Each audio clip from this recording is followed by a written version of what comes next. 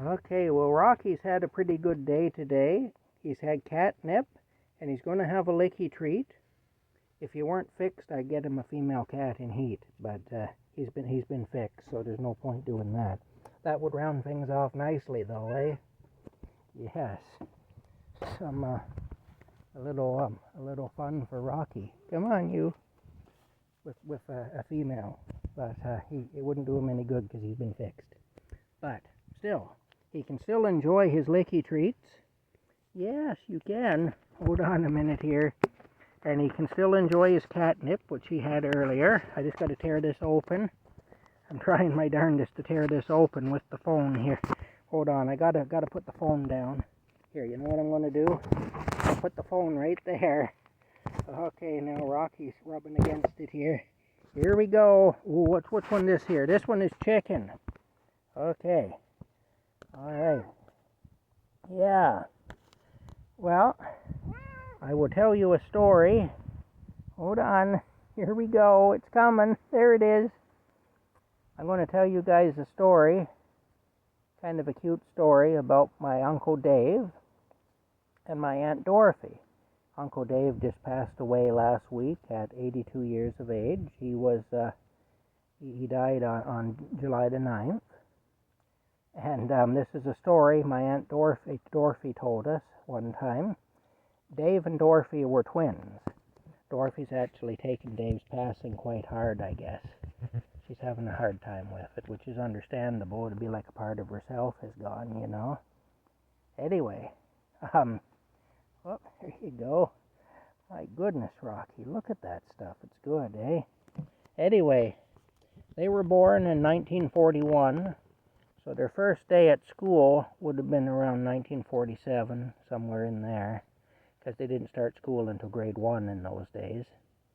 Anyway, not like now where they start them when they're barely out of diapers. But anyway, their first day of school, they were at St. John's Separate School, which is the school I went to actually too in Perth, just down the street from the house, from my grandparents' house where they grew up.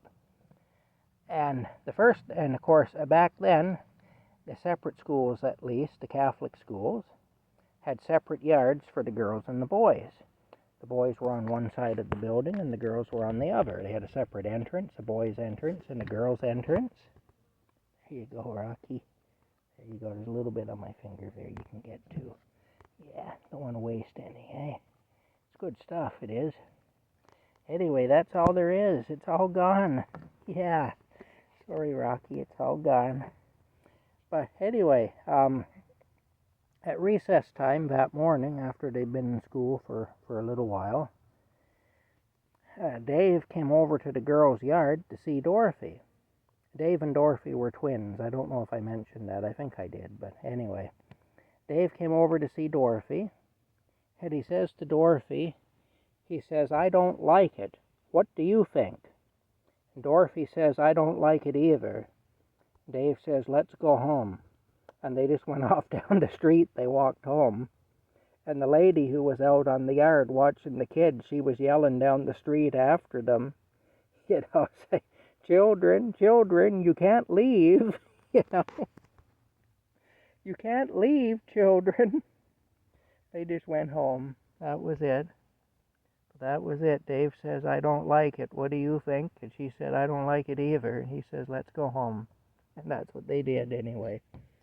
I'm guessing they had to go back. Either that day or the next day they had to go back. But still, kind of funny, They didn't take them long to make up their minds that school just wasn't for them anyway.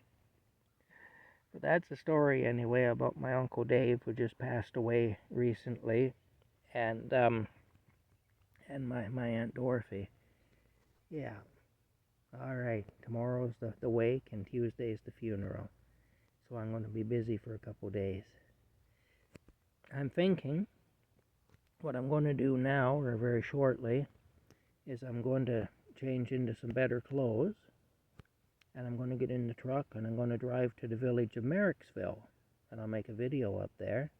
Merricksville is a village that I lived in when I was a baby. when I was just a newborn baby for the first year or so of my life. Lived in Merricksville in an apartment, and our apartment was above a liquor store, and the apartment across the hall from us was above a bank. And there's an interesting story about that anyway, about some escaped prisoners from Burritts Rapids Jail who actually got into the vacant apartment across from us. The people had moved out and it was vacant. And they got in there and they went down through the floor into the vault. This was a little hole-in-the-wall village in the 1960s. It was like Mayberry, from the Andy Griffith Show. They got down into the vault anyway, and they stole a bunch of money out of the bank.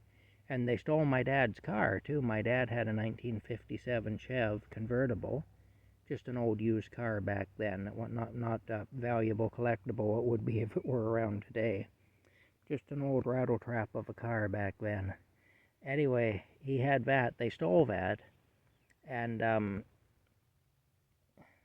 when they got caught, they got into a standoff with the police, with the OPP, Ontario Provincial Police, at a farm. They were holding the farm family hostage, and they got into a standoff with them. They eventually, with the OPP, they eventually gave themselves up. And when the OPP went through the car, after they got my dad's car and they went through it for evidence, they found their jail uniforms stuffed down under the back seat of my dad's car. It was 57 Chev. Anyway, that's the story. I actually have a few memories of that car. Just not very many, but a few. And he bought that car when I was 6 months old because I had a medical emergency, and my intestines actually ruptured, and I nearly died. And my dad had to get me to the hospital in Smiths Falls, and there was a snowstorm, and we nearly didn't make it. The 48 Oldsmobile my dad was driving, the 1948 Oldsmobile, barely made the trip. So that's when he decided it was time to get something else, and he bought the 57 Chev, which he had until Valentine's Day 1971, when he got into a fatal car accident with it. There was a guy killed in that car that was riding with my dad. It was a guy that my dad was going to sell that car to for $90. Just a young guy. It was going to be his first car. And I guess a ball joint broke, and my dad lost control of the car. He was taking him out in it. And of course, he wound the car right up to show the guy what it could do, because he had put a V8 engine out of a dump truck into it. So it was a fast car, and he was showing the guy what it could do. And he ended up having a bad accident, and the guy was killed. And my dad and a friend of that guy that was with them were badly hurt. And it was a bad situation anyway. But anyway, I did get my laundry done, and I'm going to bring that in. I bought ice. I did. Yeah. There we go. Okay, had to cut it up with the saw. Yeah, that's it anyway. I